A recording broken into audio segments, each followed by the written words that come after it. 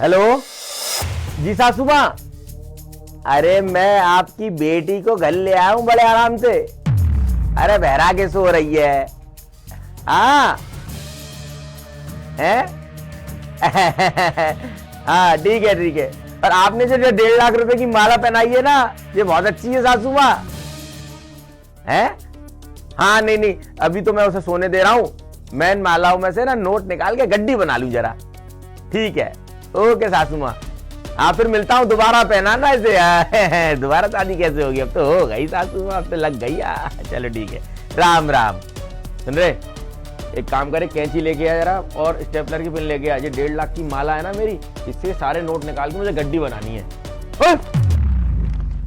मेरी माला में 1.5 लाख रुपए के नोट थे, वो कहाँ गई माला? अरे उठो, यहाँ पे तुम सो रही हो। और ओए मेरी माला कहाँ है? ये देखियो, इसमें माला लगी हुई थी 1.5 लाख रुपए की।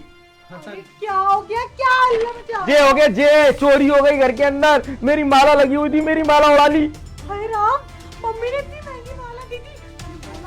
ये बिल्कुल लायक थी, इस माला के मत दो। अरे फालतू की बकवास मत कर। अब ये सोच ये माला कहाँ गई। अगर मुझे एक बार मिल गया ना, उसमें वैसी माल लगाऊंगा जैसे मेरठ वाला एक दूल्हा था ना, उसके माला में से नोट खींच लिया था किसी ने, उनने मारा था पकड़ के ऑटो वाले को, घूस भर दूंगा उसमें मार मार के। बाहर में गया तुम्हारा बॉस, पहले वो पैसे ढूंढो। कहाँ चले गए? घर में ही हुए हैं ना, गाड़ी में तो थी माला।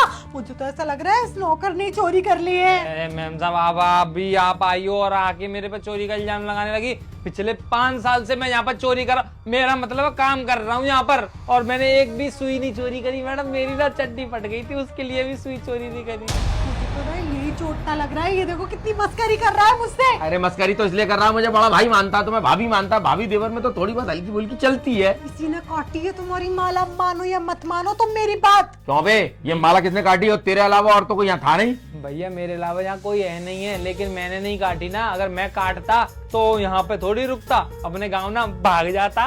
बात तो सही कह रहा है, लेकिन फिर मेरी माला कटी कैसे, गई किधर? अभी गाड़ी तक में तो थी, हम ऊपर तक आए ढोल बोल के साथ। ढोल वालों ने तो नहीं छीन ली?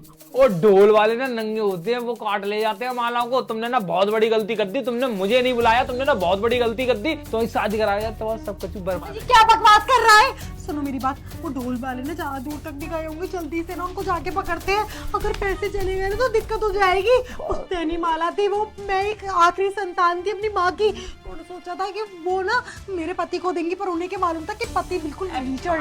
अरे पागल है क्या? लीचड़ लीचड़ लीचड़ जब से आई है तब से हल्ला मचा रही है, पति पति पति एक दूंगा मिला के। अभी लीचड़ का ना देखा नहीं है। और तू भी चुप रहे, मैं भी जा रहा हूँ ढोल वाले को पकड़ दो। वाले मेरी नोट की माला छीन के ले गए। भैया मेरी बात तो सुनो, जब पुश्तैनी माला कहाँ से हुई? 500 के नोट तो अभी कुछ टाइम पहले से चालू। अरे जब पावर, अब जब पागल सी है, इसको ब्याह दिया है मेरे संग में। मैं तो खुद मना कर रहा था जब पागल सी मत ब्याह, लेकिन नहीं, मैं तो ब्याह दूंगा ब्याह दूंगा। मैं भी अपने पापा से परेशान हूँ, जुबान और कटने लगी, गालियां बकरा पता नहीं कौन। तुम्हारी शकल ही देख। अरे रुक जाओ, अरे ये कौन है? अब ये मेरा छोटा भाई है।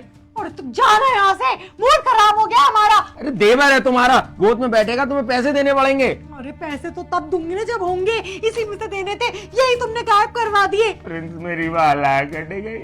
अरे आप टेंशन मत लो, अभी तो ये शुरुआत है, अभी सिर्फ माला कटी है। आगे आगे देखते जाओ क्या क्या चोरी होगा। क्या इंसान है? ये तो डरा और रहा है। डरा इसलिए रहा हूँ क्योंकि हमने ना किसी ऐसे इंसान पे बहुत ज्यादा विश्वास कर लिया जिस पे विश्वास नहीं करना चाहिए। हाँ तो तुम ही चोर हो क्या? चोर ये बगल में खड़ा हुआ ना, ही कर रहा है, ये है चोर। मैंने तो पहले ही कहा था, इसकी शक्ल से चोर बना लग रहा है, यही नहीं मान रहे थे। अरे प्रिंस ये कैसे हो सकता है? पिछले 5 सालों से हमारे काम कर रहा है, कभी तो कुछ चोरी हुई नहीं। के संग एक बौने को लेके आया था भैया, और यहाँ पे आप लोग बैठे थे ना, तब वो बौना टेबल के नीचे छुपा हुआ था। और जैसे ही आप लोगों की थोड़ी थोड़ी आंख लगी, इसने उस बौनी को बाहर निकाला और सारे नोट काट के ले गया है। उसको मेरे दोस्त ने नीचे पकड़ लिया है, क्योंकि मैंने ना खिड़की में से खड़े होकर देख लिया सब कुछ, और तुरंत मैं उसको पकड़ने के लिए भागा। इतनी देर वो लिफ्ट में चढ़ के निकल गया, तो मैंने अपने दोस्त से कह दिया उसको पकड़ ले। पैसे तो सेफ है ना? बिल्कुल सेफ है, बिल्कुल सेफ। बस ये 2-3 हजार रुपए जो कट गए हैं, ये कट गए हैं, बाकी सारे पैसे सेफ है। बोलो तुम, देवर है ये मेरा, राह चलता हुआ किसी को भी देवर बना रहे थे। अबे तू एक नंबर का सुअर है, जिस थाली में खड़ा उसी थाली में छेद कर रहा है। अच्छा हुआ प्रिंस तू आ गया,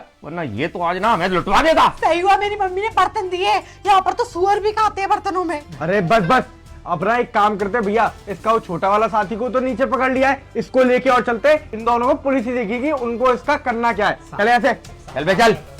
मेरे पापा एसीपी प्रद्युमन को जानते हैं, कॉल करवा देती हूँ मम्मी के। हाँ और मेरे पापा दया को जानते हैं, इसका दरवाजा ही तोड़वा दूंगा। चलो।